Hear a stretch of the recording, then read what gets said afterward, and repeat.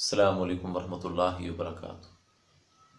الحمدللہ رب العالمین، اللہم صلی علی محمد وعلی آل محمد۔ رمضان المبارک کے احکام و مسائل کے متعلق ہماری بات ہو رہی ہے۔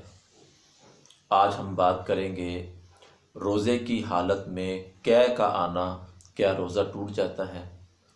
صحیح بخاری کی حدیث ہے، عمر بن حکم بن سبان سے روایت ہے کہ انہوں نے ابو ہریرہ رضی اللہ تعالی عنہ سے سنا، تو جب کوئی قے کرے تو روزہ نہیں ٹوٹتا، کیوں کہ اس سے تو چیز باہر آتی ہے، اندر نہیں جاتی۔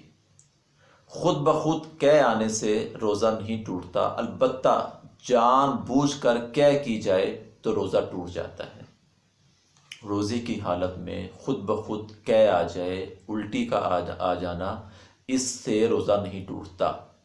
ہاں، اگر ایک انسان جان بوجھ کر اپنے حلق میں انگلی ڈالے یا کوئی ایسی حرکت کرے یا پانی جو ہے نا وہ حلق کی طرف لے کر جانے کی کوشش کرے، تو جان بوجھ کر جو کیا جائے گا عمل، اس سے روزہ ٹوٹ جائے گا۔